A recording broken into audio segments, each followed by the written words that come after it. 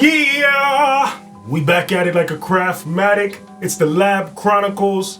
Yours truly, Slang Hugh, co-host, co-brethren alongside with me. DJ Finn live in the flesh. We got special guests in the building. We have Shauna Bond, the photographer, the private photographer. If you ever need some Instagram pictures, link Shauna Bond. That's a joke. We have Sibs Rock in the building. 1/3 of the gold era click. Production team, he's here making the beats in the background. You might pop in a question every so often, so Sibs move. Quiet, but deadly. Lab Chronicles, what episode is this, Finn? I don't know. Probably around 23. I think Smokey was 20. We gotta start paying attention. No, I have it. It's there somewhere. It's there. It's there for sure. But we got a special guest in the building today. Again, I don't want to wear out the title, but it is true. We have a legend in the building today. Once again, we've been lucky enough to be blessed with a few of them. We have a DJ, an MC, an entrepreneur, a slash, aka, in the building today, Mr. Kid Kut. Welcome, sir. Welcome, sir. Welcome. Thank you for coming through. It's a pleasure to have you here, bro. Yes, it's definitely a pleasure to be here amongst greatness. Indeed.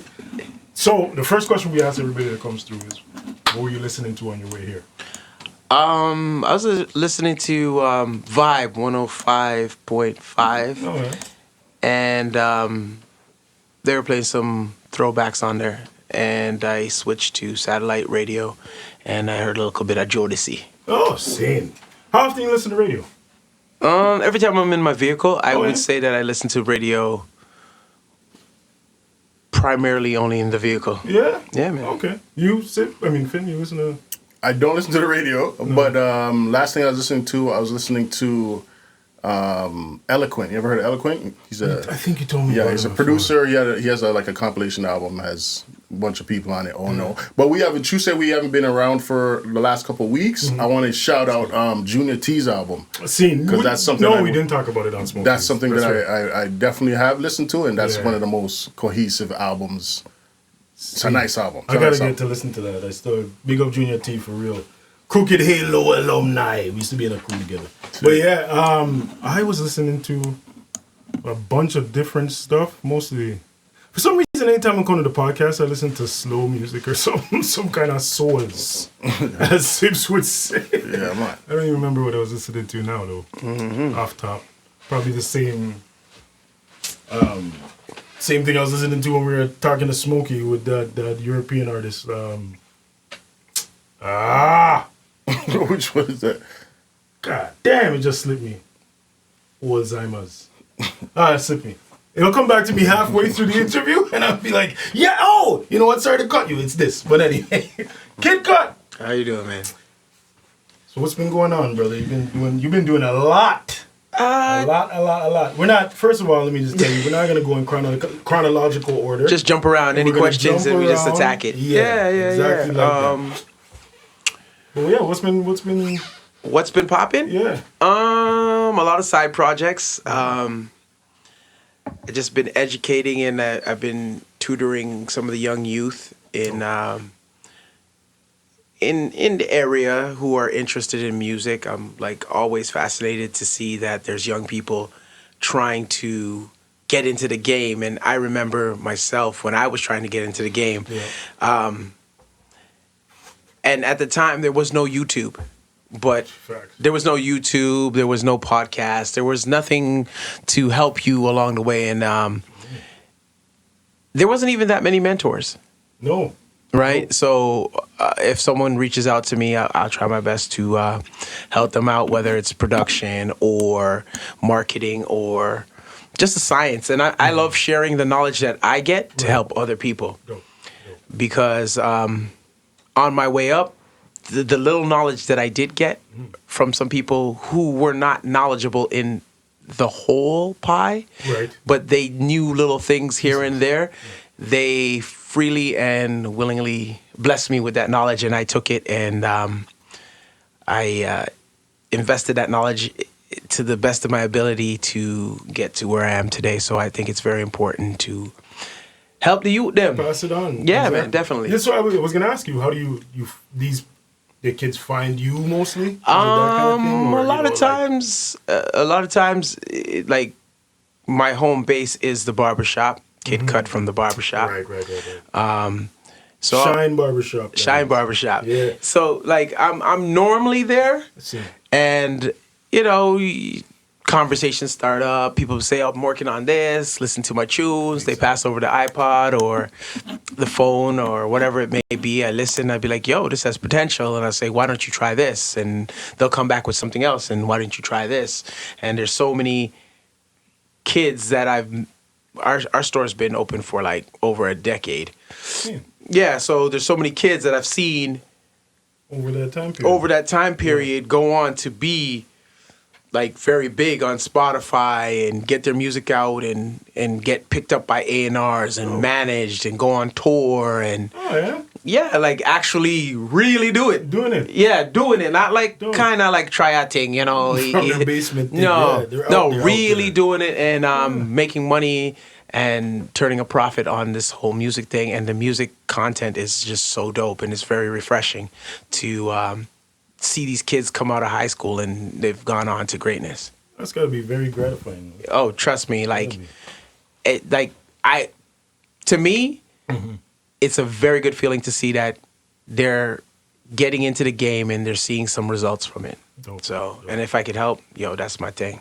So we talked about you touched on the fact that when you were coming up, there wasn't that many mentors. Let's go back to as much as you don't like to talk the past.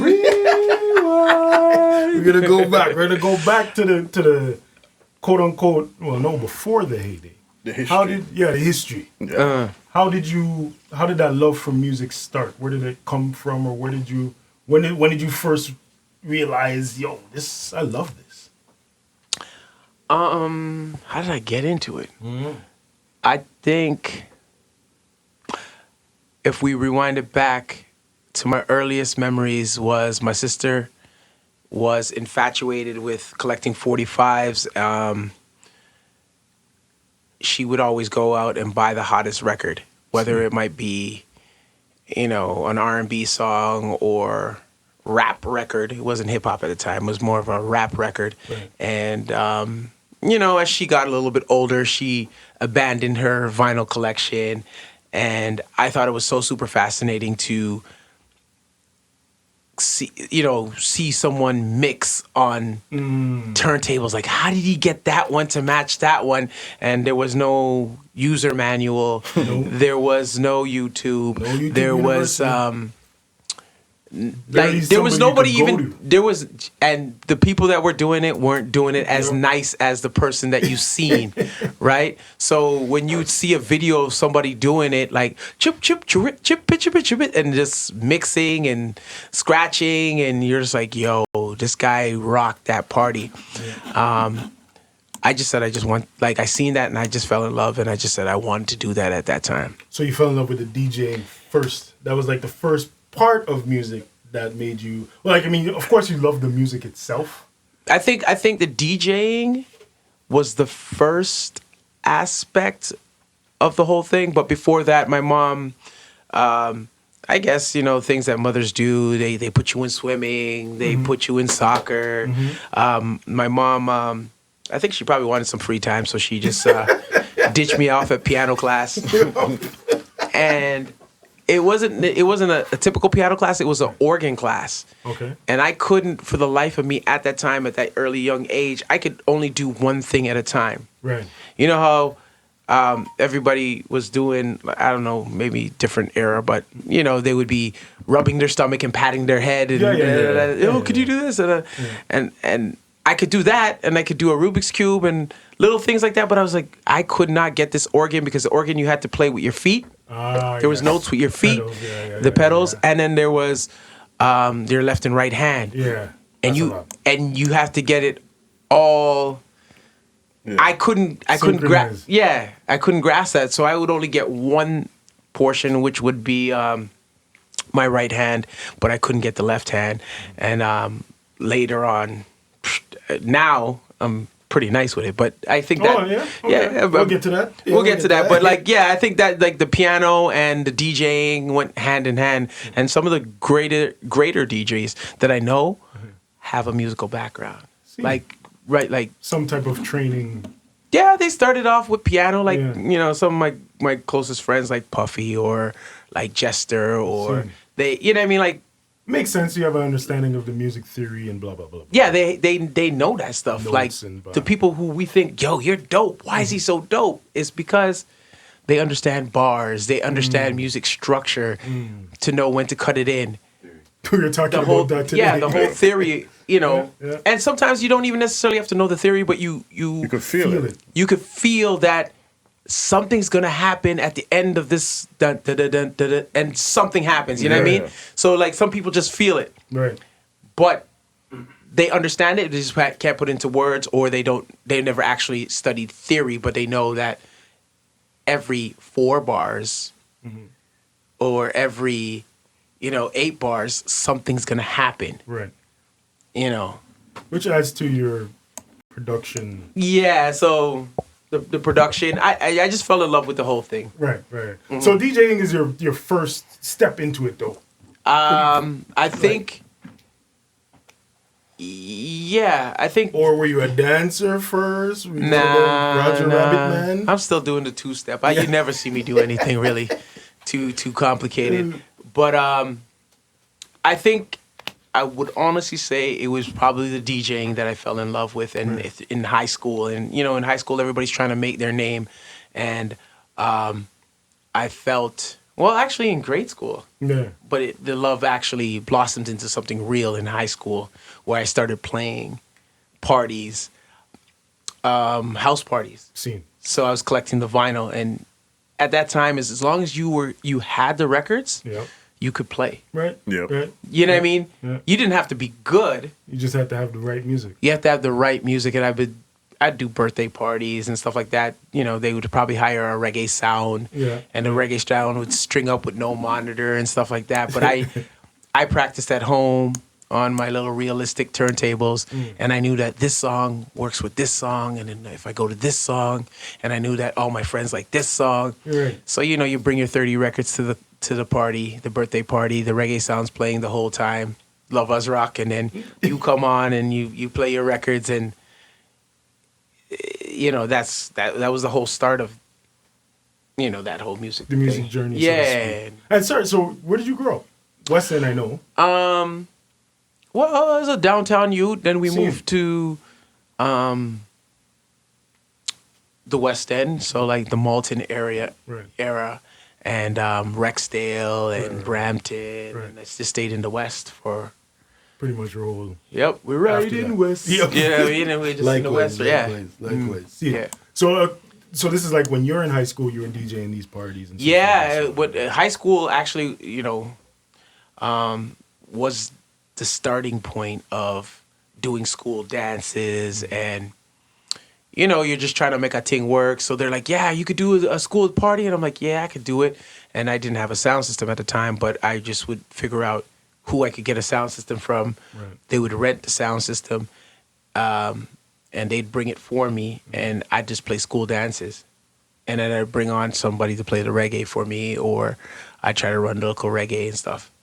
But regardless of what, school dances, and then the name just kind of spread from there. And speaking of your name, was your name always Kid Kut?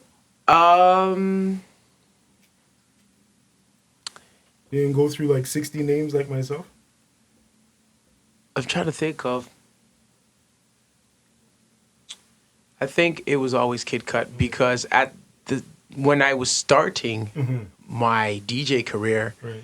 The other thing that I was also good at was cutting designs in people's hair because I was an art major. So double meaning, Kid Kut. Yeah. Well, I think the Kid Kut was probably from the hair. Right. And then it just kind of clicked over to the Kid Kut. Chirp, chirp. I started learning how to scratch, but, never really...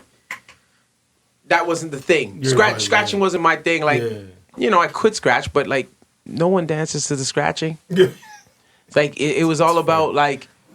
selecting a tune and the whole crowd going wild and you wheeling it up and starting it again from the top. That was what I fell in love with. Entertainment. And from that time to this time, I've been chasing that ever since. It's that first rush of the crowd going wild? Well, just trying to get what can you do tonight to make the crowd have a good time, that you could pull up the record that rewards it's not getting selected. You know what I mean? One of those things. That's all I'm really chasing. You know what I mean? Oh, and I forgot. Yeah. Forgive me. We do a thing called Top 5. We're not going to do it right now, but you just put it in my head. So I want to, so you can sort of start thinking about it. I'll start thinking about something I don't know about. Sure. That's what I'm saying. We normally do a Top 5 where we pick our Top 5 favorite whatever. Today we were going to do Top 5 songs that you love to play. In a party. Yeah, but you know that I haven't, my whole DJ portion of me, I've laid back and let DJs DJ. You know what I mean? So I was gonna, even as an MC. Oh, as an MC, all right, no problem. The top 5 songs that you. Well, I do DJ, right? Because whoever I'm working with, I'll be like, okay, let's play this, and then we'll move to this, and we'll move to this. I don't care how you get there, but you know what I mean. You could artistically get from A to B, however you feel. But we need to hit this genre. We have to hit this tempo. We have to hit this. In dancehall, that's a selector. Yeah, I guess I'm a selector. I'll take the selector card. Selector card, yeah. But, okay, so fast forward a little bit, because we like to focus on production a lot of here. Mm-hmm. So, jump to, when did you get into the producing of music or songs and so forth? Because when I hear you speak, there's a distinction. I was going to make the distinction at the time when you're talking about it, between beat makers and producers. And you strike me as a person who feels that you're a producer. I would say I'm more of a producer than a beat maker, but I can and I have done both. Right. Ideally, why I shy away from the beat maker, because I have at this current time, over the past 2 decades, I probably have like at least 5 or 6 hard drives, terabytes full of beats that have not seen the light of day, that I never followed up on. Yep.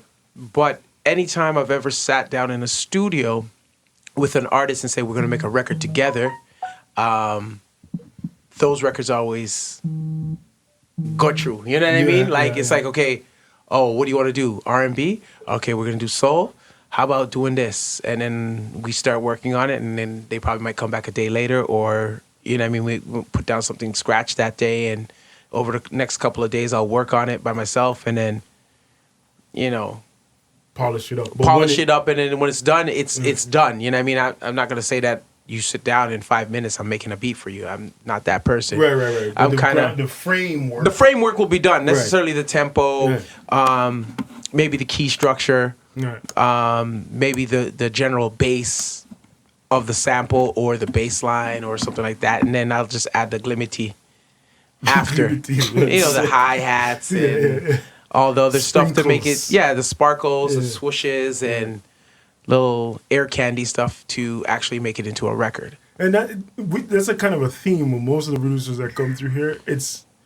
We're best inspired with the artist in the room. Oh, yeah, definitely. You usually get the best or the most done anyway with the artist in the room anyway. Definitely. Yeah. Definitely. So, when did it start? When did that side of the production start? Yeah. I think the production, the haircutting, and the whole DJing. Almost simultaneously? All simultaneously. Really? All in, I would say it was actually starting to take off in high school.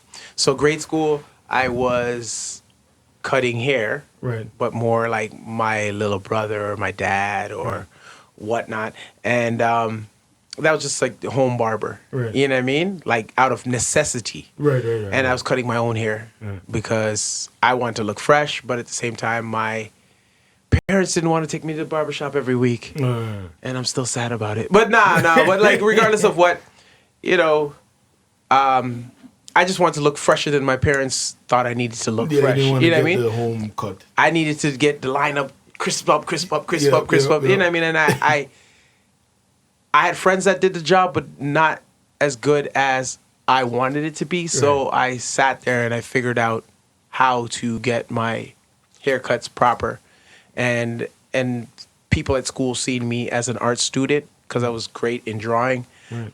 At the time, they seen my artwork displayed in the hallways, and they said, okay, I'm going to ask this guy, well, actually bully me into getting me to give them a lineup and give them a design. So like that sparked. Right. But the whole time when I was got into high school, I was taking music because you need to take electives. Right. And auto class wasn't my thing. You know what I mean? What high school did you go to? I went to a few of them. I went to Marion Academy. I went to Ascension. I also was in Malton. I passed through Morningstar for a little bit. The school's closed. I think. Yeah, I was gonna say, isn't Ascension closed too? Is Ascension still there? I don't. It's still there. It's still there? Yeah. Okay. Marion Academy, Catholic school, that's closed down. Yeah. And Morningstar is closed down. Right. So Wow. it's like, So you shut them down after you passed through. nah. Like, you know what I mean? It was, those were my stomping grounds. And Westwood too. Westwood, I never went there, but I was there. Around there. Yeah. Yeah. That Westwood's closed too? Yeah. Westwood's closed? Yeah, well, it's a different name. Lincoln. It's called Lincoln. Lincoln Alexander? Oh yeah, that's right. Lincoln Alexander, that's right. Yeah, so just different, whatever. Yeah, But regardless of what, Yeah.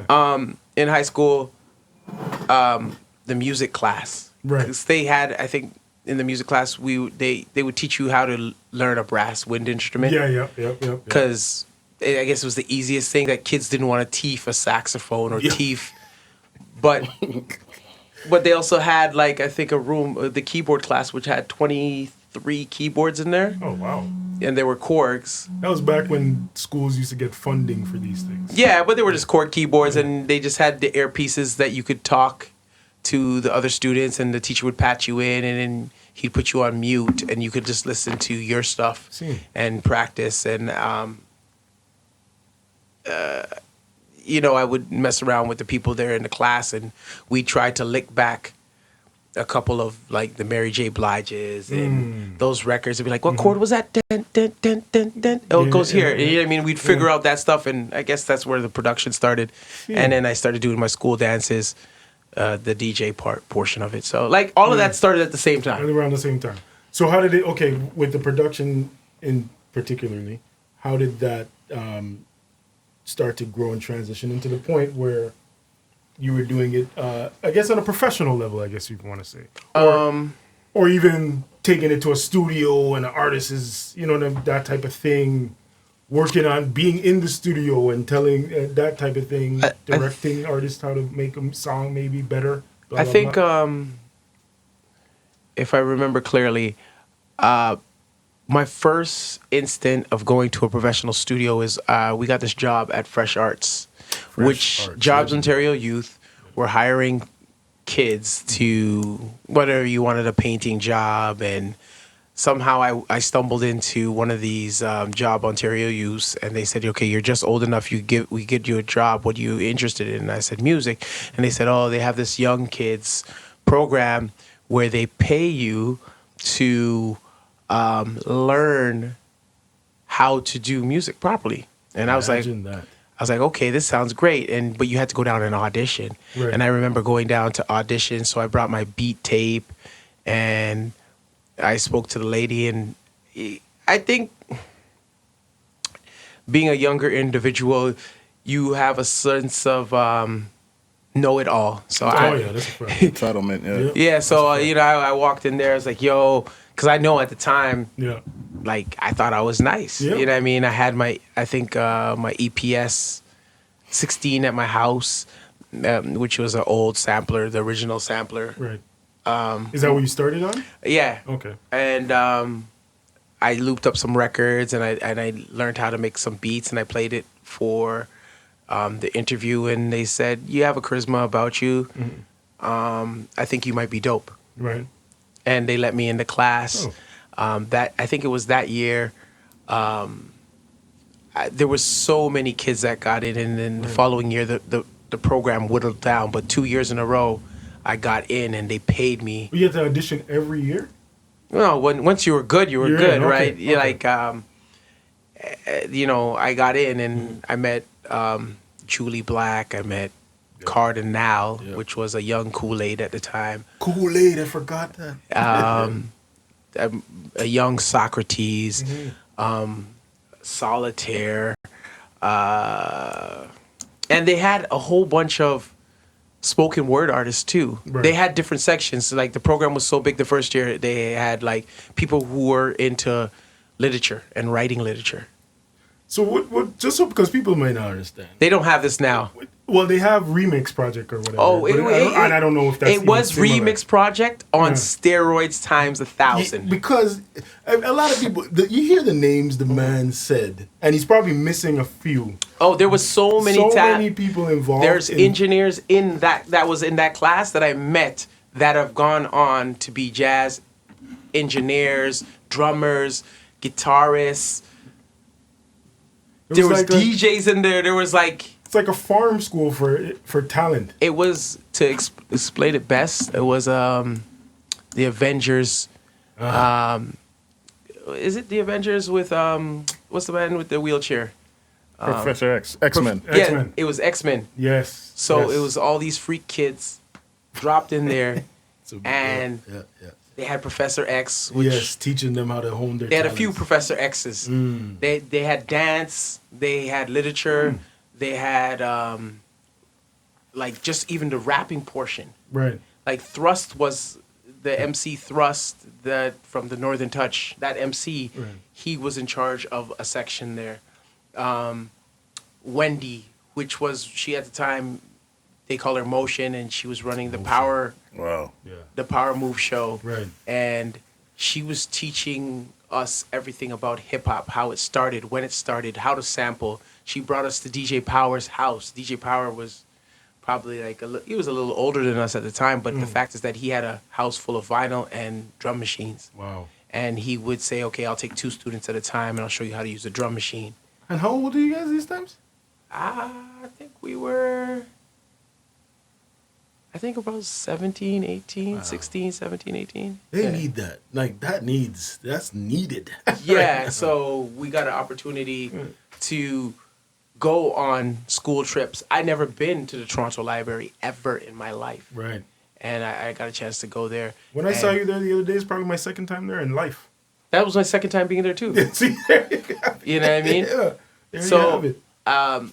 I didn't even know they had a vinyl museum. Me neither. So that if you want samples, they have samples there. And we used to go sign Apparently out they have vinyl. like 5, or what Agile said they had like some ridiculous number. They have a thousands of records upstairs. Huge library there. So what do you just like rent them out like a regular library? I think Just so. sign them out, like books. I think so.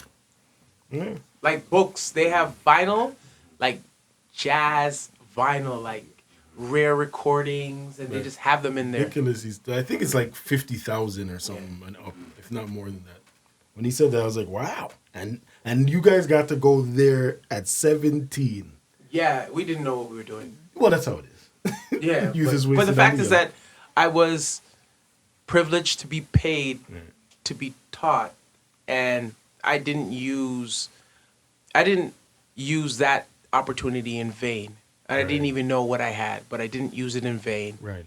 And from that job there, I got paid for the summer, so I was good. I was Gucci all year with clothing and stuff like that. But from that, I met those guys. Those guys are like my brothers right now. Yeah. Like, you know what I mean? And sisters. And so you when guys were successful together. Yeah. Individually and super duper successful that like money was running. You know what I mean? Like not like, oh, we tried a thing. It was like a proper thing. Yeah, a real thing. So before, because you did pretty much everything simultaneously. Of course, we got to jump around too. Yeah. So Fresh Arts happens. Yes. You meet those artists and all those people that turn out to be like our golden era of hip hop and R&B in the city. But amongst that time, Baby Blue Soundcrew happens. Oh, wow. Right? Yeah. Which is kind of yours catapulting to stardom, quote unquote, in the city. How did that come about? The Baby Blue thing was, it was just something to do. Like I was DJing, I was doing the school parties. I was doing the house parties, and there was an opportunity to get a job at it wasn't a paid job to volunteer at at CHRY 105.5, and there was a morning show, and I would go, and to impress those guys, I would go downtown, purchase whatever records came out on Thursday. I would have all the new records, and then I'd go up to the show Friday morning before school, get up like at 5 o'clock in the morning, leave the house, go to the radio station, and play these records. And I was busting. I felt I was dropping new gems on, on everybody. Right. You know what I mean? The mixing wasn't the greatest at the time, but it was good enough to get by. Right. And those were some of my first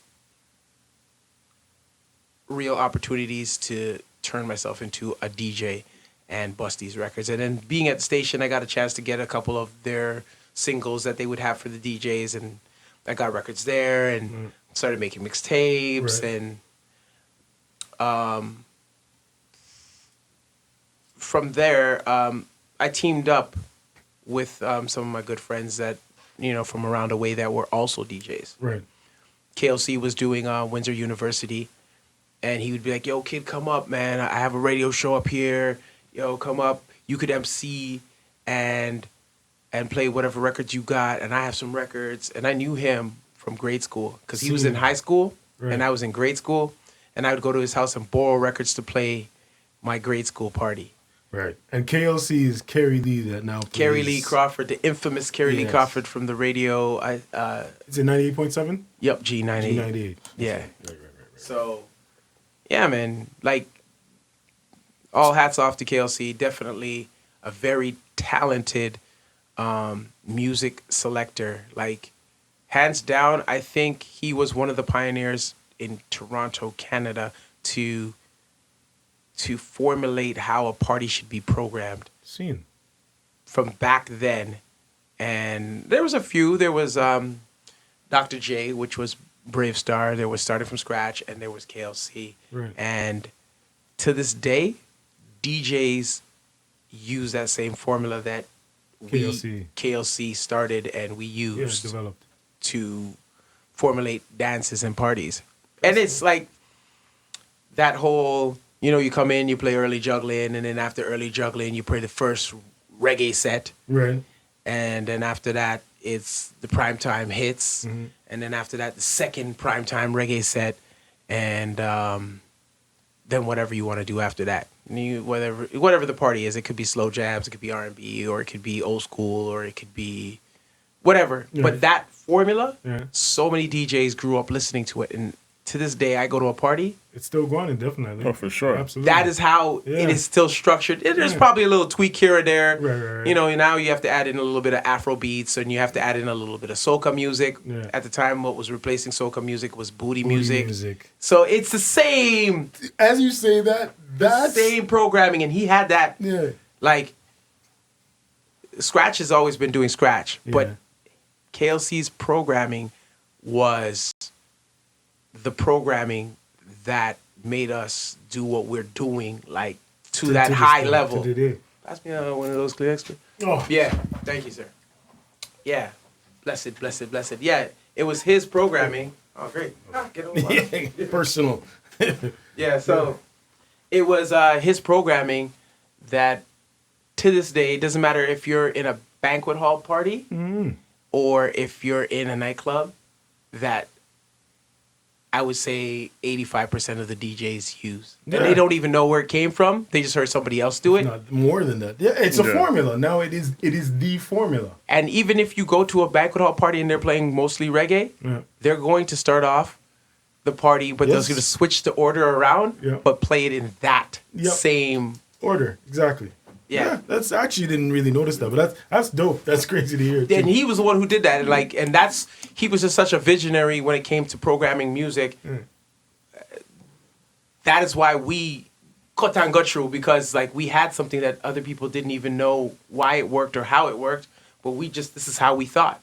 Because I remember hearing of Baby Blue, and at the early stages, or what I would be knowing of the early stages was the Windsor Sports Weekend fame. Yeah. Like that's I was going down there Baby with Blue, my you're brother's going- my brother's ID. He used to go to Windsor. I to was see- going there too. Yeah. I remember six of us pack up in the car. Russell Peters hosting Yeah. shit back then. Yeah, That's man. also much like Fresh Arts. Windsor Sports Weekend launched a lot of men. Yeah. It launched a lot of people's careers in various ways. Do That Yep. used to perform out there, which Tanya Scott comes from, and a host of other choreographers came from. So there's so many different.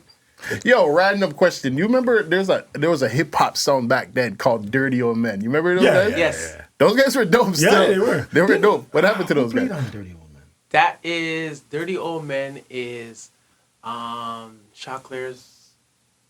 Didn't one of them go DJ. solo after by themselves? Dirty Old Men is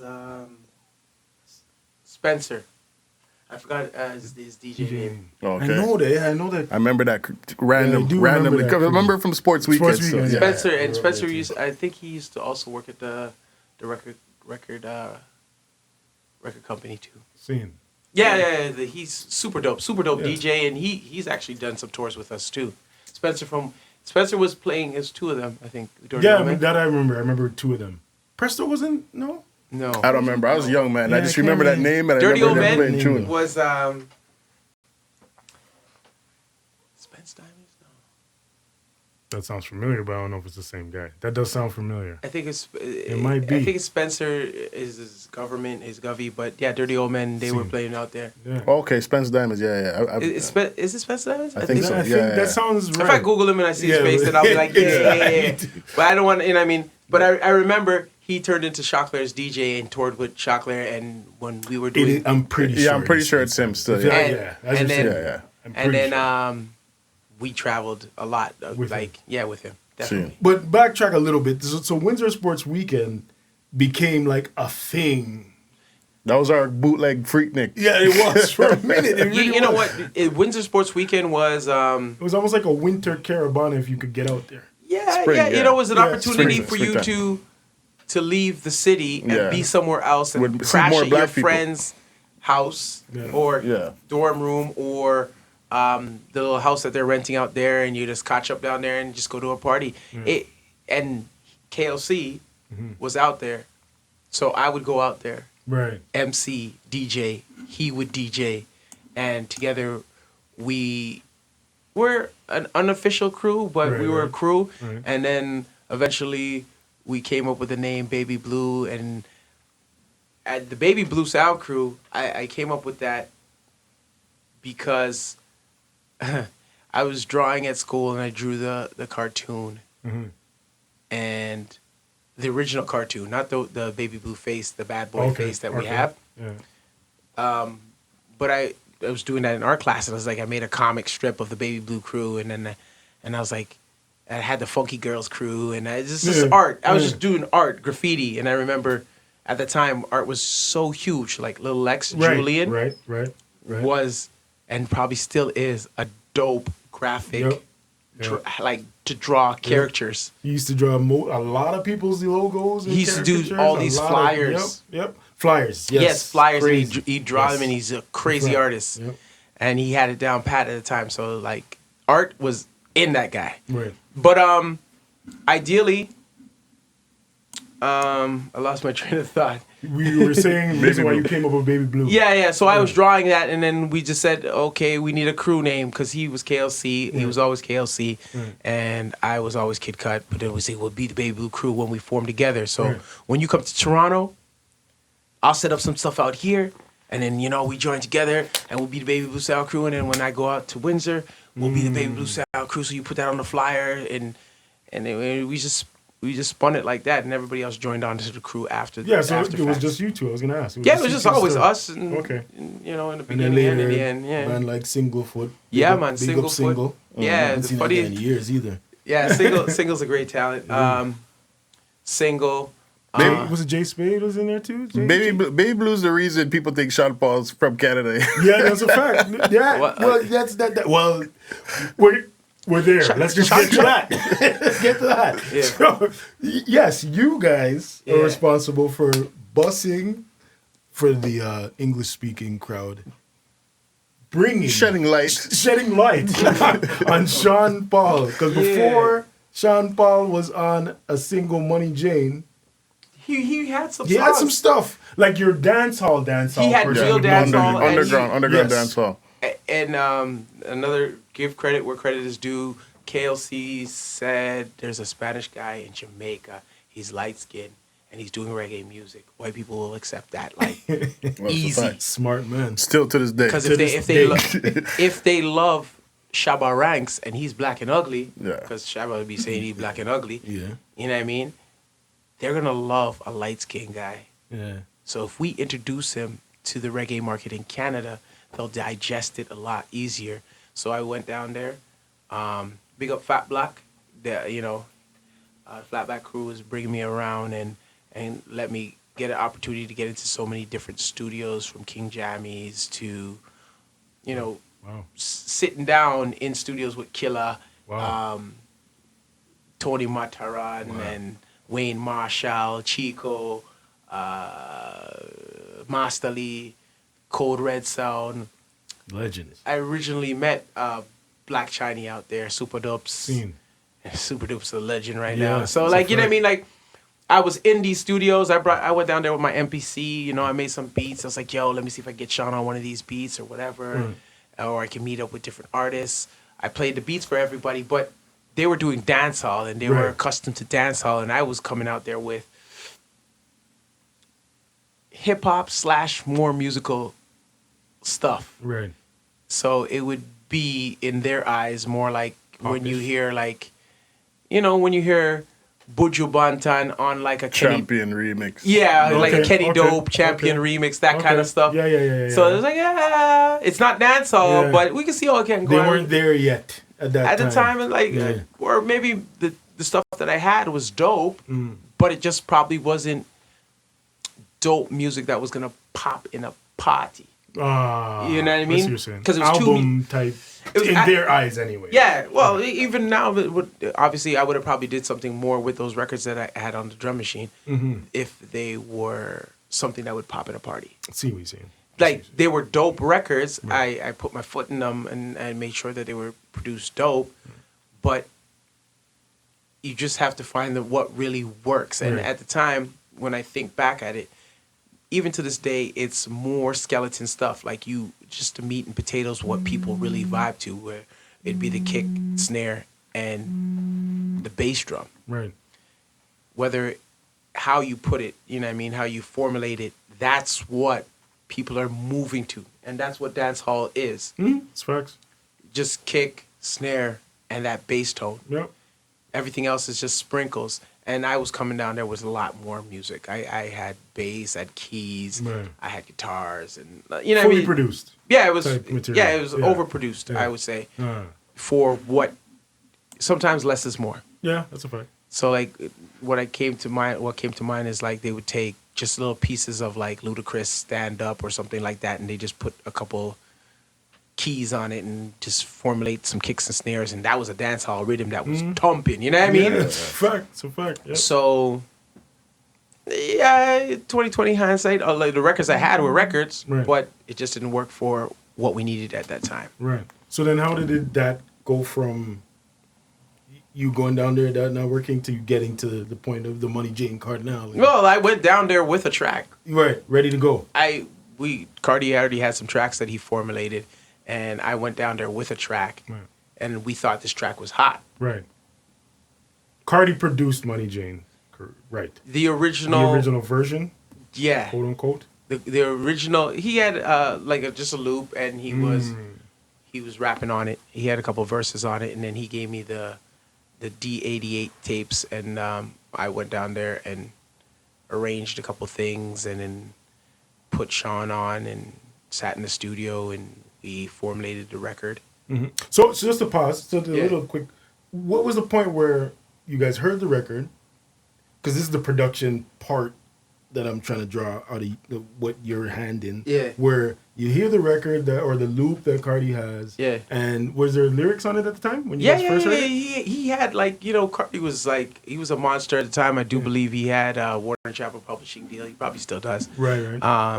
And all he was doing was just demoing tracks, and every track that he would do, they would cash him out. You know what I mean? Right, so right. he was doing stuff for soundtracks and whatever, wherever he could get a placement, he would get a placement. Seen. Ideally, he had a couple stuff Right. that he was keeping for himself, and we asked him, we're putting together an album. Give us what you got. Right. And he had that track. He had a few tracks on there. We picked that one, and it was cool. And I thought it was good. Right. It was hot enough that, you know, because you're going to Jamaica, right? And you're Mm-hmm. going to be amongst Jamaican artists, so you know you have to bring something that they would think is hot Right. in order for them to jump on it. So the song was picked with that in mind already. Yes, so we picked it. You're saying to yourself, Sean Paul's there to be used. Yes. We want to get him on something. Yes. Cardi, give us something to get Sean Paul on. Is that kind of No, how it we never worked, told or- him that well, was the mission. yeah. We just said what you got, and he had it as a track, and the Right. track was a cool track. Right. But what we said, okay, this is a dope track. So now, how do we make this better? That it's easy to digest for Jamaicans, Canadians, Right. and Americans. Right. Okay. And so we said, okay, let's bridge these two gaps together. Right. And at the end of the day, I was sent down there on a mission solo to make it hot. Right. I've never actually went Why somewhere. yourself? Yeah, well, there was people down there, But yeah, you're going. yeah, but they're like, yo, get Sean Paul on the track. Let him put a verse. Yeah. Just get him on there. And at the time, I believed I could produce anything. See. I didn't have any credit to my name, but I just believed I could do it. So I took out verses and rearranged stuff. I flew stuff, moved stuff over, and came back and I played it for Cardi. And Cardi's like, yo, how did you do that? You know what I mean? Like, but he's like, yeah, it's dope. And then he went back in the studio. He's like, to make it flow a little bit better, Right. he probably would end off some of his lines. Yeah, make it more deliberate. Yeah, like it was a back and forth. Because Cardi, Okay. he wrote a verse. Right. I chopped out pieces of his verse and put Sean in. Ah. And I said, Sean, he said, blah, blah, blah, blah, blah. Now you have to say something about money. And Sean come in, da, da, da, da, da. Ah. And then I unpunched Cardi's verse and I brought back Cardi back in. You know what I mean? And then when I brought it back to Canada, Cardi's like, oh, okay. So you went to match that up even better. So then he went back in and made it seem like a and cohesive. this is not in the time of email and all that. No. So this is a whole lot of Nah. work. You're literally traveling with the track. You're not sending it. No, well, there was machines. Well, Yeah. it was originally there was tape, Right. 24 track tape, and then it got a little bit easier. You could get ADAT tapes, which Right. is a VCR tape Yeah. that they would split up into 8 channels, and there was a machine that you would play on. Right. And then there was a D88 tape, Yeah. That. right, which is a little bit. I think these are like the same technology as videotape. You know what I mean? I think you're right. That Yeah, sounds so right. basically they just took that and they split it up into like a 4-track, but they split it up into 8 digital tracks. Right. And then you just have to have the digital machine to record it, and then you patch it out to the outboard, the board. Right. So I had everything separated. I had the verses separated, and I just put it up in the studio, and we just cut and paste. Sing J or Zoom J was there also. He was the engineer there, and he actually said, "No, man, if we do it like this," and he chimed in. I chimed in. Okay, this will work for my market. Sean said, "All right, we'll do this," and we all collaborated and made sure the verses were hot and the production was dope. And now that we had a new verse, Right. we had to make the song bounce. So after being in the studio for 12 hours, recording the verse, we were gonna bounce it down to a cassette so we could listen to it in the car. And on the fly, we cut out bass lines, cut the main sample, cut out, filtered portions of the song just to make it have a different bounce. It's just a loop. Right. And when we came back, Cardi said it was hot, and Dope. everybody said it was hot, and we tried to ship it to their label. The label was like, I don't know if we could get this played on commercial radio. Yeah, I remember you saying that. Yeah. So that's what I was gonna get. They kind of rejected it at first. Yeah, they're like, can we have a version with just a little bit of the rap and just mostly only Jully? Wow.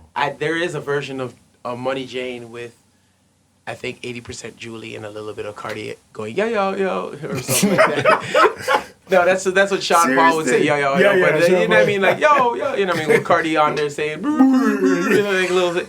But I said, yo, this is your version. Mm-hmm. We're going to play this version because Sean Paul has to run. And that was, at the time, a great segue in from hip-hop, when you're playing your early out, to go into reggae hip-hop. Right. And then you go into the reggae set. Which is very true. Yeah. And because it crossed genres. At the time, you know, a lot of people grasped the record and said, yo, this is dope. But there was a lot of rivalry in Toronto. Nobody wanted to play another DJ's record. Facts. So it was kind of like a little bit of a fight down. Mm-hmm. But we never told DJs, yo, DJs play our stuff. Those who played it, we'd always give them respect and hail them up. And those who didn't play it, try to fight the ting. So be it. Yeah. You know what I mean? And it didn't really hurt it. It didn't hurt it at all. Not even really. So how well did it do? Because you got Juno nomination, right? Oh yeah, it in my eyes it won a Juno. Yeah. We just didn't get the award for it. They knew that it was supposed to win because they actually put in the budget for the Juno show to have Baby Blue Soundcrew, the first DJ crew to ever perform at the Canadian Junos, which is usually more predominantly top 40. Yes. Yeah, and let's leave it at that. Put it that way. And they had a DJ crew there. They tried to sandwich in. They got Cardi to perform. They got us all on stage performing the track, and that was pretty big. That was dope. You know, especially then at that time, because that's probably like the second year they were recognizing hip hop like that. Yeah, the second year. Like the first year, I think they said the Rascals won, and they didn't give them an award, and it wasn't televised. So Rascals said they didn't want their thing. Right. And then the following year, I think it was the following year we were nominated, and they ended up giving it to Swollen Members. But the fact, you know, it was well received, right? And it was a blessing at the time. And that's still a blessing now. You know what I mean? Your first credited production. Because I'm sure, like there's tons of little things that I've done that actually. Like it did, like Sugar Dome's remix that was actually striped on their album. Me and Solitaire worked on that. I just did a lot of stuff, and I never really sat back and be like, "Yo, I need my production credit." I really don't care about that stuff. I know I did it. That's all that matters. That's all that really mattered. Yeah. But you know, I'm pretty sure if you search, my name is there. Right. So so there was a reason why you guys actually even made that single in the first place, because Baby Blue at that time was signed. Yeah, we were signed, and the only way to actually put out product is to have product. Right. But none of us were rappers. Right. And we were just DJs. And the same formula that we had, DJ Khaled has right now. And big shouts out to Khaled, because he be screaming on every record, DJ Khaled. And every DJ, I said nothing, that's how I run, DJ Khaled. Like, for me, I would be like, if I was a DJ, I'd be like, nah, man, I need to put my tagline there. Like, why am I picking up? Isn't that funny? Like, we were just talking about people weren't playing your guys' record. No, they wouldn't play it back then, but right now. Now, DJ Khaled, they rinse DJ anybody. Yeah, instead of bringing up their title, they're playing somebody. You know what I mean? Whatever. It's funny what happens. But yeah, so you guys were signed to Universal. We were signed to Universal, and we needed to put out product. So, ideally, we need to have singles. Right. So we said, okay, if we produce 4 hot records, and I think that was the project that we had Jully Black on there. We had Ghetto Concept on there. Who else? There was, I think Road Dollar had a record on there. You've Changed. Yes. I keep messing up the 2 albums because we did 2 albums for Universal. Right. And I know that, I think it was the second album where we put Glenn Lewis in there. Was Only Be in Love. We had E-Man from the Kingdom of Soca playing the pan in the background. So, did you have hand in production on most of those originals, or all those are like turn-ins, basically? No. Like, even if you turned in something, you still had to touch it up. Yeah, because you did. What did you do? Yeah, you know what I mean. If you're gonna claim it, you got to do something. Yeah, you got to make it hotter than it really was, right? That's facts. So, but all the other records were produced by myself in Solitaire. Except for Mims. Oh, we had Mims on the second project. Yeah, is the Mims and Choclair was on there, or just the Mims? Yep. The Mims and Choclair. Yep. What's the name of that song again? I love Mrs. Yeah. I can see the video and everything. I just can't remember the name. You know, that's pretty bad that I don't remember. But anyway, that was like the Mims before. That was Mims before his big tune. Before he was even anybody. This is why I'm hot. Yeah, this is why I'm hot. Yeah, that's crazy. So you've obviously been around a lot of up and coming artists, up and coming soon to be stars. Yeah, like A&Ring was the thing. Like between me and KLC, we A&R'd so many people. Like Glenn messed with us, and he ended up getting a record deal. Yeah. You know what I mean? And going on to be so huge. Yeah.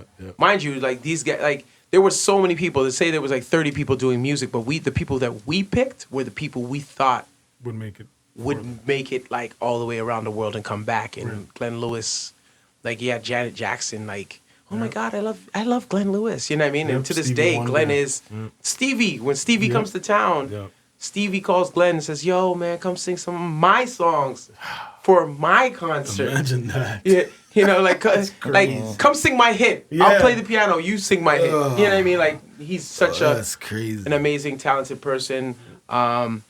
We've had some rappers that were good at the time and still it's pretty dope. But they grew out of rapping. But like we had Rodala, we had Socrates, we had Kardinal, we had Marvel. We had like we've put some work in there. You know what I mean? That's what I'm saying. Like at that time, it was there was an energy in the city, and maybe because I was in hindsight looking back at it. Yeah, that's what I was about to ask you. How did it feel at the time? It just felt like that's what we're doing. Basically they were people we knew and we believed in the product, and as much as we believed in the product, they believed in their product. So we said, let's take a chance on this and let's make it work. Right. But was there a moment where you felt like there was that you had the influence that you had on the culture at the time? Like, was there, and what was that moment? There was a moment where I felt that we had an influence on the culture when if I didn't release a mixtape, DJs didn't know how to play the set. You know what I mean? That's taking a lot of credit, but I'll stunt. I really stunt, but like, I believe it. The mixes back then were, I would go downtown and purchase records and put them aside because you were using vinyl and you didn't want to get the snaps and the crackles and the pops on your recording. Yeah. So I would buy some. It's killing our sinuses. Although it should be doing it better. Go ahead, sorry. We should. What was I gonna say? I'd buy some records to play in the clubs, and I'd buy some records just to have for the mixtape. Right. And when I had like about 40 hot records, I would open up the records, and I'd start playing them and figuring out, okay, this mixes with this, and put it together. And my whole, if you know, being a DJ right now, people are playing at plus 18. They're playing the songs at plus 8. But for me, it was, how do I play these 30 pieces of vinyl or records or songs and keeping it relatively close to... There's no pitch lock back then, so it sounds like the Chipmunks when you go too fast. Right, keeping it relatively close to green. Right. Being at the original tempo that they recorded it at. Right. So maybe plus 2, plus 3 is the furthest I'd go. So I would have to figure out, how do I mix all these records and keep them within a 3, Yeah. It's +2 or +1 or Because the +3. 1200 goes up to 8. Yeah, but if you could play it at 8, But it's going to be sound. in a party. If you have to. In a party playing it +8, that's how reggae DJs used to play. Yeah, that's all true. the time. 45s all the That's time. That was true. a normal thing. Yep. And if you Because it didn't play used to be a way where you hear the song, like the actual single, you'd be like, why is it so slow? so bro?" slow and so boring. Yeah, because everybody's accustomed to hearing it so super fast. So I sit there and I figure out how to do it at +1, -1, +3, +2, and slide around the pitches and mix through all these songs. And then DJs could play it in the party, but they knew once they heard the mix, they heard it done. So they know that this song mixes with this song. This song mixes with this song. I can switch the order however I choose, but it sounds good the way they did it. Yeah. You know what I mean? And I would sit there and I'd figure out there was no BPM at the time. Yeah. And you're not lying, because being a man who was listening to those mixtapes and going to parties at those times, there was similar to how you were speaking about the order of playing. Yeah. There was a style of playing. Yeah. That reflected the mixtapes you guys put out.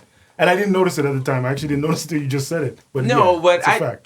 to me it was just like a small thing. I'd be like, I'd be in a party and I'd be in there chilling, buying a juice or whatever, and I'm gonna play after, and the DJ before is playing my mix exactly the way I made it on the tape. Yeah. So I'm like, okay. Happens to this day. Like I see that happen. If it sounds good, it sounds good. So it's like, trust me, I'm like that too. Yeah. I'll see something, like I'm a collector. I'll see somebody do something, and I'll be like, that's good. And I'll just take that one thing. I'm not going to steal your whole shit, but I'll be like, yo, that's dope. Right. Yeah. I think that's something that could work good for me. Right. And I'm that's how I came up in the game. I went around seeing 50 or 60 different people doing different things, and I take one thing from each person. Right, what I liked, and then compile that, and that was my style or our style. Yeah. You know what I mean? But yours is a little different from the people you took from, because you're taking from different. Oh yeah. You know what I mean? Which creates a different style. I'll hear somebody mix like reggae and R&B together, and I'll be like, oh, that's pretty cool. But then I'll take it and put it in my setting, and I'll hear somebody mix 2 R&B records together, an old one and a new one. I'll be like, oh, that's cool. Right. And put that into my setting. And then, you know what I mean? I'm like, it's just to be inspired. Everybody should be inspired from something. Right. That's how art is created and recreated. You're inspired from something. Elevated. Somebody does something, you're like, that's cool, but I think I would do it this way. Right. You know what I mean? Absolutely. Just like rapping, like Big Sean. I think when Big Sean came out with his punchlines that Drake used, like... well, the style of the flow, what Big Sean calls the super duper flow. Yeah. Drake borrowed and kind of recycled it and made, and that's how he got his fame, by using. But it's just he got on by being inspired by Big Sean. Yeah. But he got on before Big Sean, so to speak. Yes. Yeah. So to speak. So that style, I think you say something like ball, chemo. Yes. Without it's basically something find me like Nemo, like some basically taking the out of when you're doing punches. Yes, pretty much. Like so basically that's how people are inspired, and I mean that's how greatness happens. That's a fact. Yeah. Okay, so want to do the top 5? Yeah, man. Let's do the top 5 since we're right on the DJ talking. Although I'm the one non-DJ talking, but I'm gonna try. I've been there, so the top 5 today is gonna be your top 5 songs that you play or select because it's gonna burn the place down. Okay, the song that's pretty much can't fail. Oh, yes, the can't fail tune. If you're bombing, if you pick it. You may not know, but your best chance. Yeah. Okay. Okay, but give the rules there, Finn. Okay, so we do top 5. It's basically, don't put too much thought into it. It's basically the top 5 list. It's just a top 5 list. Your opinion might change by the end of the episode, but it's just like, for this instance, it's basically top 5 songs that you've had, I guess, the best history with playing in a dance, and it could be Yeah. from the 80s, it could be from the 90s or whatever. Yeah, any time period. It could be from right now if you want to make it. And we just go shot for shot. So you do 1 till we get to 5. Okay. You go Wanna start? first. Guess goes Guess first. goes first. Okay. Number 1 record that never fails.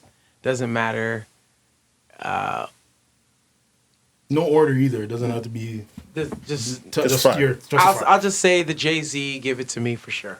Yeah, that makes a lot of sense. Finn, you're going next because I'm. No, I got one. I'm I got frozen. one that is. I have no idea. Right I now. have I'm thinking never about it. failed any genre of people. I mean, you know, I got one demographic. Juicy. Biggie. Yeah, that's a fact. That That's one a fact. hits. That's You a can play it fact. in a wedding, and it's Yeah, like that makes sense. auntie singing out Super Nintendo, Sega. You know what I'm saying? Mine is a hip hop classic, and I'll just give the quote: "Engine number 9." Scenario? On the- I mean, Black Sheep. Black Sheep. But everybody does that. They'll do that. Get down low. Pick it up. Yeah, everybody will do that. Yeah, Okay. that's mine. I'd say Mary J. Blige, Real Love, never fails. Yeah, that's a fact. Yeah, that one. That was. I was gonna say that one or the remix. That's a The fact. bim, bim, bim, bim, bim. Yeah. Yeah. I would go even with another Jay-Z. The Best of Me with the Maya remix. Yeah, definitely. Yeah. Yes. Right from the Yo, the and Jigga you know, Man it's before. kind of like all the songs that have that recognizable beginning. Yeah. That people will bump. Familiarity. Yeah. People. So round 2. I want to Two. mix. I'm gonna pick one. I'm picking a brand I'm trying to get out- spanking new one. I want to get out of the hip hop. Yeah, the brand spanking new one. I'm picking. I have one out of hip hop, but next round. But you can't. It's not tested though. It is because you know if you play it right now. No, but that's brand. You could say any new song. It's gotta stand No, the you test can't. of time. That particular song is the biggest song in the world right now. It's guaranteed to bust the place anywhere in the world right now. Okay, but I'm saying personally. Okay, I'm not gonna tell you how to play. Pick your I see tune. your man. point, though. But like I see. 5 years from now, if we had this conversation, It'd probably that change. song might not You're be on the absolutely list. correct. These You're are the songs that absolutely I'm talking about. Yeah. They're still gonna be You're there. absolutely correct. All right. You're absolutely Got you. Okay, in that case, I'll change it. Drake, One Dance. I'll keep it home. One Dance, Drake. That's gonna be a classic forever. It's gonna be a Yeah. classic. Yeah. It works. I didn't know we were gonna get that new, but sure. As new as you want. I was gonna go Roddy Rich, bro. He taught me. I out of knew, it. I knew that's where you're going. That's where I was going. That's what he taught me out of, Roddy No, Rich. about that Roddy Rich. Yeah, I don't see. Well, you never know. You never Yeah, know. you never know. You It's never just not know. tested.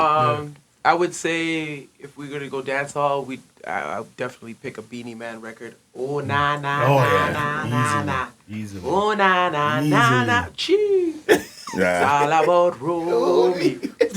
Yeah, exactly. That's the exact sequence. I'll of stay in events. the reggae. Especially since he just came home. Driver. Yeah. Depending on the crowd. I mean, you're Depends, not, but if it's the most right times- crowd, it's gonna go. So that off. works with times. white, black, Chinese, and Indian driver. No, not it. It wouldn't be that Are we for going? Are we Buju. going for any party? I'm like, Yeah, I'm thinking on an you're- international yeah. level. Okay. Like if I even go to There's Italy. no rules. There's no rules. No, but I wanna. Yes, that's how I was kind of thinking. I was thinking too. if I was in Kind of. Italy or I'm not necessarily Japan thinking or cross Europe genres or per wherever. se, but at least if it could play in the Play anywhere. yeah, the black and the white crowd, which is pretty much anywhere.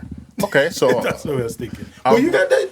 no. You wanna switch it? Yeah, because Okay. I'm a selector, so I can play any dance.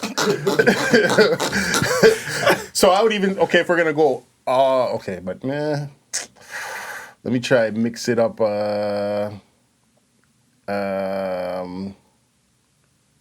Let's say like a Rough Riders anthem. Yeah, stop drop. Yeah, some anthem stuff, you know. Okay, so my third one is we're staying with. I'm gonna go back to the dance hall, and I can literally say any Celine Dion, any Celine Dion. Yeah, that's white, black, please. Chinese. Yeah, but is that gonna go off at downtown? Yeah, Yeah, I think so. Yeah. I'm alive. I think so. That again, that's a song that do. When it starts, it kind of is so recognizable. I Okay, think so. okay. And it has a chance in the French, the Francophone demographic. Wow. There's so many. So What do we are have, 4? thinking- You're at 4? This is his fourth. Yeah, this My is your fourth one. I'll just pick an easy one. Candy cameo. Yeah. Mm. Oh, yeah. Why didn't I think of that? Yeah. Yeah, for sure. Definitely. Oh, Liam Just There's Johnson. a dance associated with it and everything. Even Beyonce licked it over just the other day. So Yeah, that's gone. Speaking of which, what's it called? Put a ring on it. Yep, that plays at every wedding. Anywhere. Anywhere there's woman. I'm gonna try to think out of the box, man. I'm trying to think out of the box. Oh, man, and his name just slipped me. Drummer youth. Drummer. Do-doom. Oh, I Phil can feel it. Collins. Oh, Phil Collins. Oh yeah, that works in the black white. Yeah. But nobody's not dancing. It's, No, That's more of a listening reflected record. on life.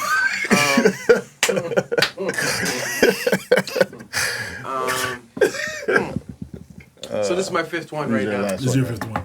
You get an honorable mention if you need.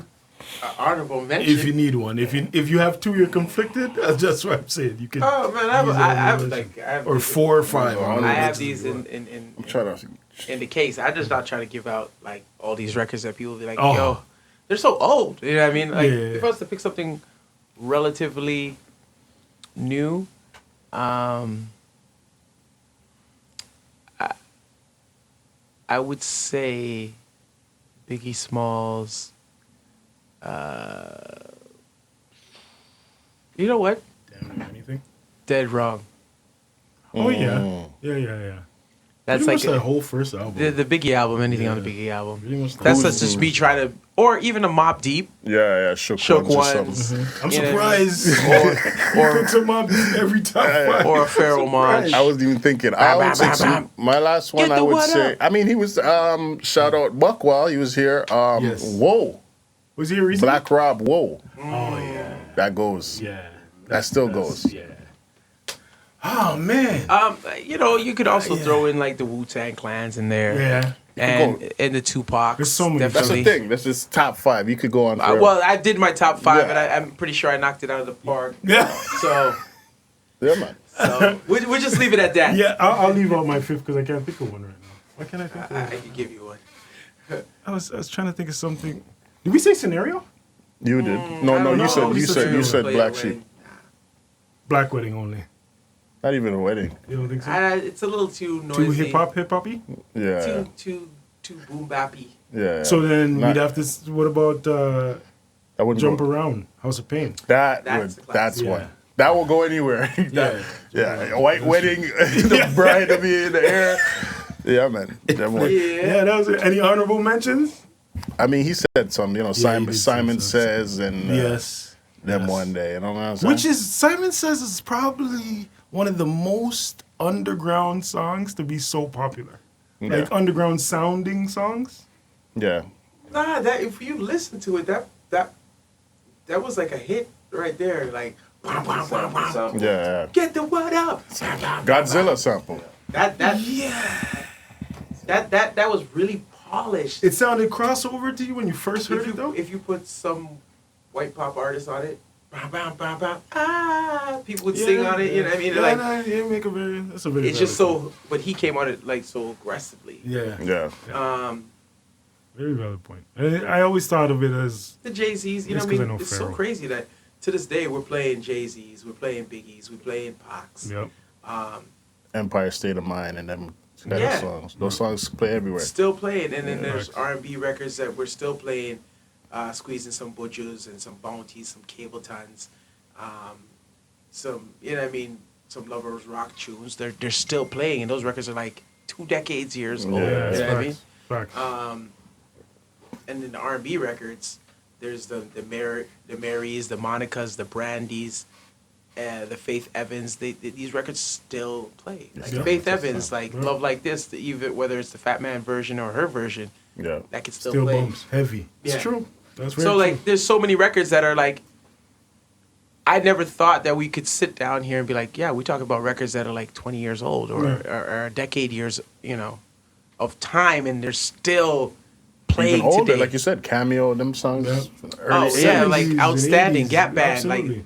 like, or Yeah, even absolutely. I see you Michael got the Jackson Janet, off the the Janet wall and Jackson all that. album over Yeah. there. You have the Lionel Richie album over there. Like Phil Collins. You cheated. That's No, what I you didn't did. see it. I didn't, maybe subconsciously. I did see the Janet, so I'm surprised Yeah. I didn't use that. I did see the Janet. Freaking Dennis Brown, them yeah, on man, that. Revolution, certain dance. You know what I'm saying? So it's like, It's crazy. Do you see a song, not even, let's say maybe 5 to 10 years old right now, that you think is gonna last that long? Off the top. I mean, you may be actually, but there are R&B records that like yeah, that are like like Miguel Adorn. That's a little Yes, bit older. That's a little bit older, yeah, but like those yeah. are like That- when that classic, record modern came- classics. modern classic. That fact. record kicked in the door when I remember hearing it from what's it? I think it's Solan Remy that did the Solan bass line Remy, on that, yeah. the production on that. Yeah. And he had I heard a demo version. It was probably something that they were going to put out as a demo. And it had the drums, it had a subtone, and it had a bass tone, and they had the way they mixed it, it was distortion on the bass, the lower register. They had distortion across the board, but it just felt so right. Yeah. And he was in the pocket, and When then, a hit's a hit's a hit. Yo, but that Quiet as Kept. That's one of the best recent R&B albums. No, Kaleidoscope Dreams? Yeah. Oh, yeah, Absolutely. yeah. That's probably the Absolutely. last best Definitely. R&B album. Off the top of my head, yes. Yeah. Like, I mean, there's some Sense. under there, certain, but you'd have to go and dig them up a little bit. Yeah. That's probably one of who the else had an album? like I think- a great one back to front, because I don't think that album has one weak song. Not one. I listened to it the other day actually. That's a good album. Yeah, it's very good. And not in recent memory anyway. But we're probably missing some memories. Yeah, sure, you for sure. have to go through the list to be like, oh, this is a great one. You know what I mean? But that's a fact. But yeah, going back to you and back to your, we're just gonna fast forward to what cement are you setting to build for something later? What's the plans for the future, so to speak? So I never really set out and said, oh, I want to do this in the future. But I do have a goal is make today 5% better than yesterday. And if I could do that in small increments, I'm on the right path of being where I need to be. big, And challenging myself Wow. to do a little bit better than yesterday. man. Big. I mean, I have tons of things that I want to tackle. Right. But I'm not going to be like, oh, this is my immediate goal. I have small goals and then I Right. have larger goals. You know what I Right. mean? But just making today 5%, whether it be in family life, being the person who I need to be for my family Right. and my friends, and just building on my friends. Right. Because like as we get older, we all get busy. Yep.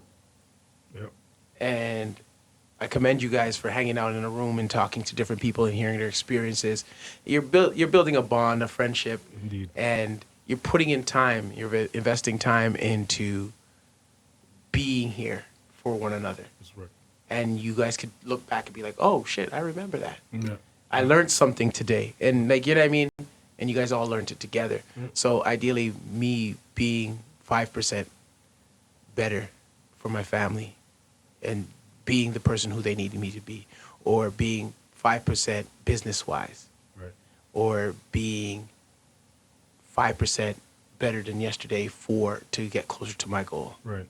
Dope. That's dope. You know what I mean? It's a small thing, and I know it's quite doable. Right. So if I said I need to be 30% better than yesterday, like, chances are I might fail. I might get a couple days, but, you know what I mean, just 5%. Realistic goal. It's a very realistic Yeah. goal, and it's just pushing me and everything that I'm doing a little bit further. So, maybe that's what you just gave. What advice would you give to a person trying to get into the entertainment business? You know what? A lot of people right now are super privileged and entitled. These are words my kids use on me all the time. Your kids use on you. It's usually the other way around. What's going on?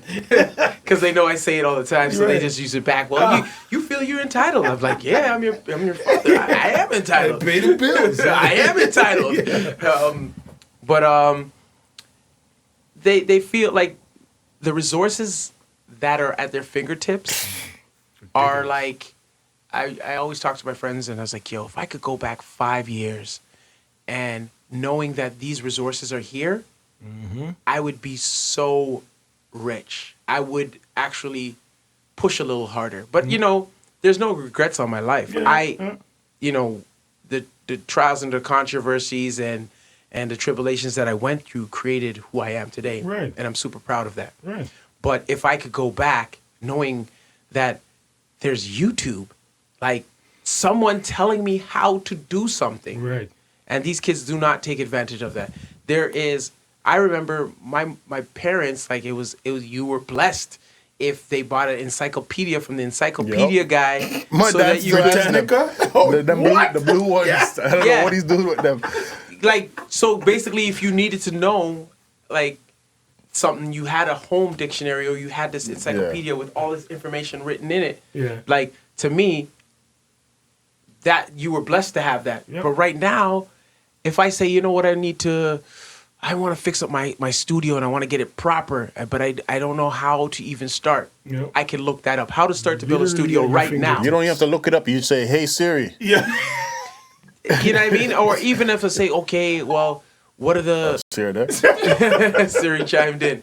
But it's like, okay, what do I need? What are the key essentials to start a music studio? Yeah. Okay, now I have the studio. So what are the key programs? What DAW do I need? Right. Yeah. What are the pros and cons of the different interfaces? And not having to even have hardware. Right. yeah. Right. Or a studio. Yeah. Like right now, you just need a microphone, some computer. type of MIDI controller, Yep. a keyboard, like a computer keyboard and a computer, and you're like cooking. It could be a laptop, it could be an iPad, whatever it may be. You're cooking. Yep. Like, and knowing that all of these resources are at call and beckon. Yeah. Fingertips, literally. And No, but the and actually the generation right now are not taking advantage of it. And the things that you could do with less stuff, like your phone has way more memory than the MPC where you have to buy floppy disk and Yeah. you know what I'm saying? So it's like But there's an element, like, I say this all the time, so I hear you say all the time. Youth is wasted on the young. Because even going back to when you were speaking of fresh arts, Yeah. and when I was at the Toronto Library and my friend was there with Yeah. me, and we used to rap back in those days, Mm-hmm. and he went, and he came back, and he's like, yo, there's this thing, fresh arts, yo, you guys, da-da-da-da. Sure. Because we don't understand that 10 years later, we're going to be like, we should have went to fresh arts. Why didn't we go to fresh arts? Well, it's not there anymore. Oh. Well, yeah, it's you know what? It's taking advantage of the blessings and the resources that you have right now. Facts. So what I would give to a young person right now is take advantage of everything. And always remember, if you have any ambition to try to achieve a goal, there's someone losing sleep Doing it. trying to achieve this goal. Yep. There's someone working harder than you, Yep. someone who is more dedicated than you. So if you want to achieve your goal and be successful at it and be great, you got to make that sacrifice and just focus and just execute. Yep. Like, don't be like, I'll do it later. Oh, my friends are gonna burn a thing. Let me go burn a thing. yeah. Oh, this catty call me. I'm going over to catty house.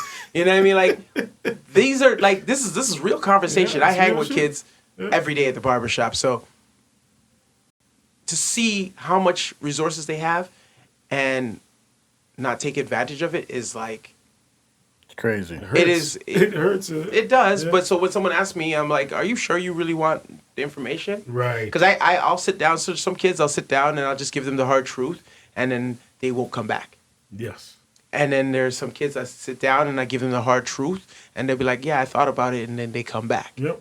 You know what I mean? And those are the kids that really want it. Because I've sat down with so many young individuals. They're like, yeah, so how do we get started? I'm so passionate. I'm da-da-da-da. They give you the whole spiel of how much they want to be involved in it. And, you know, this is our goal. This is what we're working on. This is all that we're doing. This is what we're focused on making happen. And then you tell them, well, you need to do X, Y, and Z before you even get started. They just, because it's not what they want to hear, they just chalk up everything to, he doesn't know what he's talking about. Yeah, he doesn't know what we want. He's out of touch. Yeah. And then I say, you know what? Right now, I'm telling you something. You don't want to hear this.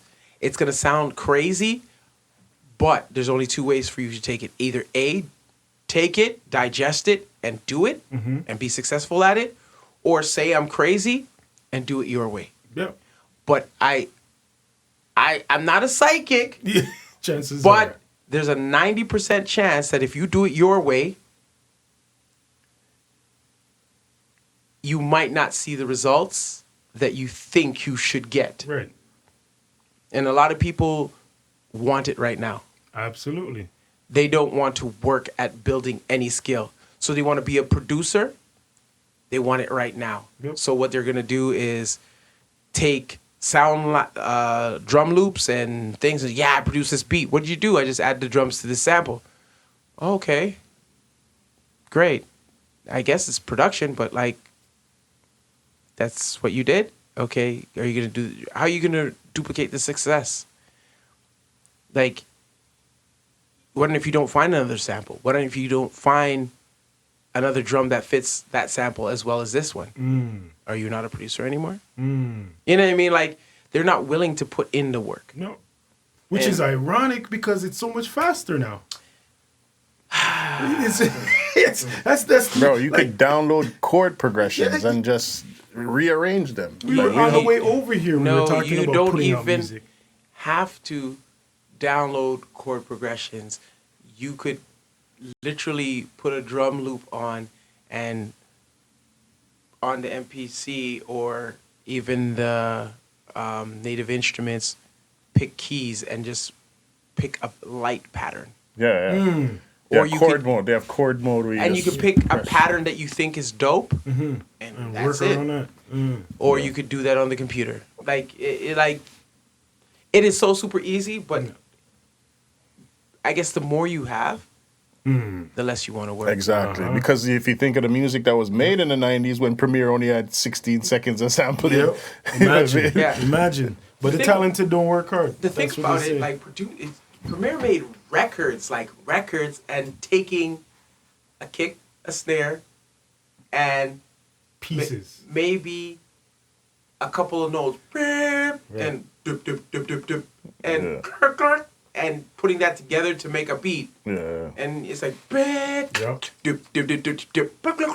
and it's a hot record. Hot. Yeah. But he just knew. But he studied. He listened. Worked on his craft, exactly. And, I'm pretty sure it's not the first beat he made. Absolutely. But, like, it's the type of thing where he got into that repetition stage of just keep doing it over and over till he perfected it. Yeah, that's right. Before we get out of here, the question I usually ask, I didn't get to ask, is what are you using equipment-wise? Because I know, actually, before I even say that, because there was a point, I wanted to ask you, I heard you say on another podcast that you do vocal production, music production, and there was another production. But I wanted an explanation because I don't think a lot of people know what vocal producing is. Yeah. I'm not gonna say I'm like a wicked vocal producer. Yeah. I just know what I like and what's my taste. Everybody has their own taste and what they like. A lot of times when I hear music, I hear where the vocals should go, or I say, oh, you could do this, or this melody, or this pattern might work on it. But it's up to you to bring it, alive. Like, you have to perform on it, and I'll be like, oh, why don't you add the harmony here, or you double this? There's been so many times I remember back in the day where I've gotten the opportunity to be the engineer on sessions, not necessarily at my house. My house, I'm always the engineer, but to go down to Gadget Studio and Jully. Legendary gadget. Yeah, Legendary Gadget.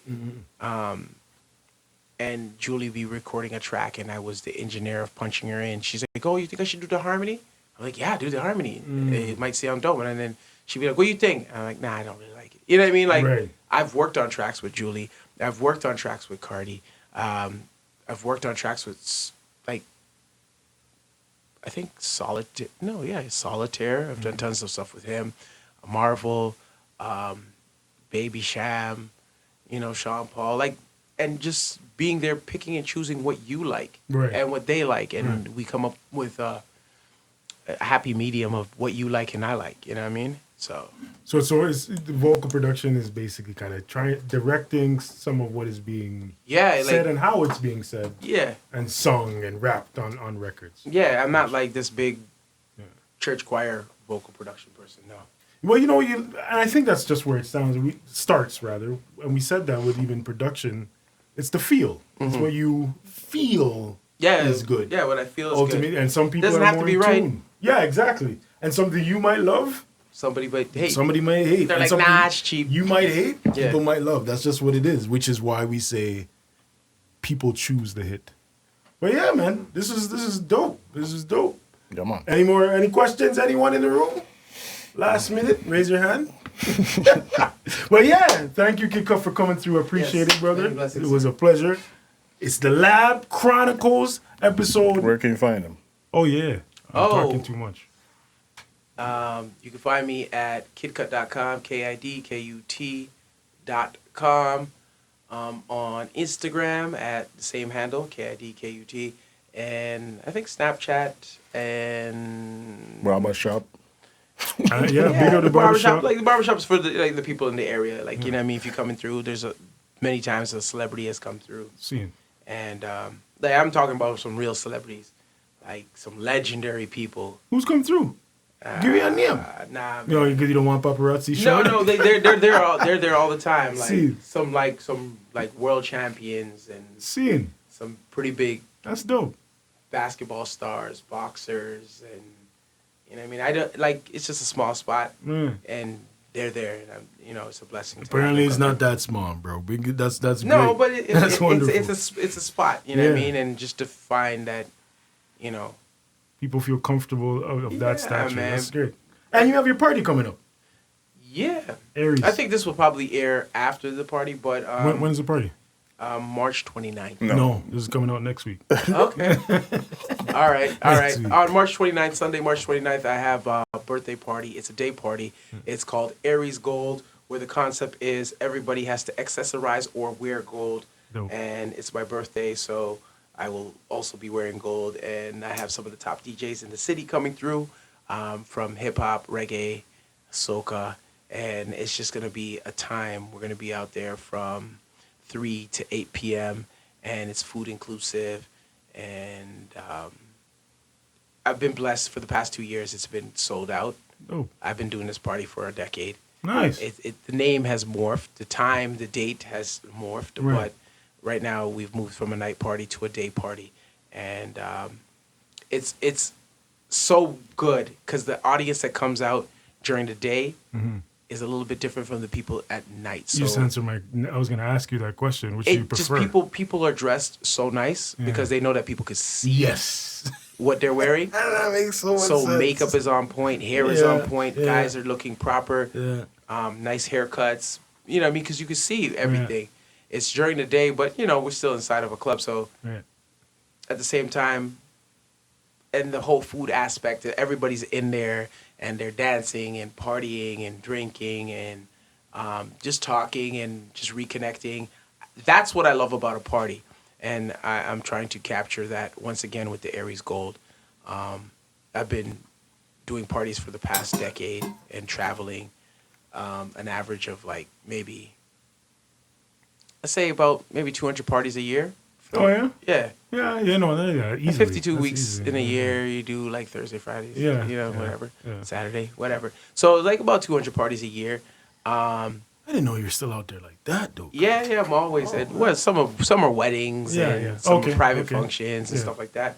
But I'm every weekend just been pumping. And the one thing that I love from all of those events is just seeing people talk and listen to the music and have a good time, and the whole food aspect from once your belly is full and drink is in your hand and people having like a good moment. And that's just what partying is for me. I just love that. Yeah. I'm not trying to just do a party so that people can come out, dance, and go home. Oh yeah, that's also great too. Yeah. But I just love when you meet new people and people are talking and people are dancing and Actual experience. and an experience, and there's food running and there's drink running and there's different DJs, and the last DJ has to pick up where the other DJ, left off and continue the energy for a couple of hours. And usually when you do a night party, people go from like 12 to 3. Right. It's not that much time, but a day party is from 3 to 8, sometimes to 9. So people are there a lot longer. So you get a chance to see some people come in, some people go out. So that's what I'm doing with Aries Gold. Dope. And March 29th. Dope. Finn. Follow me, MC DJ Finn. Follow the Gold Era Instagram page. Follow YouTube channel as well, Gold Era. Bandcamp. You know what I'm saying? Just tap in. Oh, there's one thing.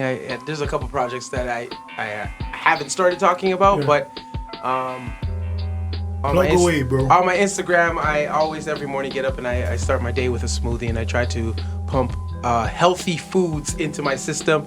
And a lot of times I'm not going to go out and eat spinach and broccoli and lettuce and all of these things, so I just put them in a smoothie. And I started this new movement.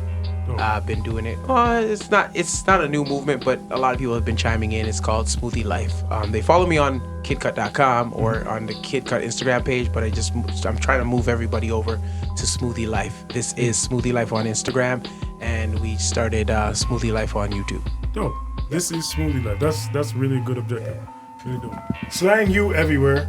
Slang you SLANGHUGH everywhere. Sibs Rock is in the building. Sibs Rock everywhere. Sibs Rock everywhere. And Shauna Bond a joke. So it's Lab Chronicles. Another episode in the chamber, and we outie.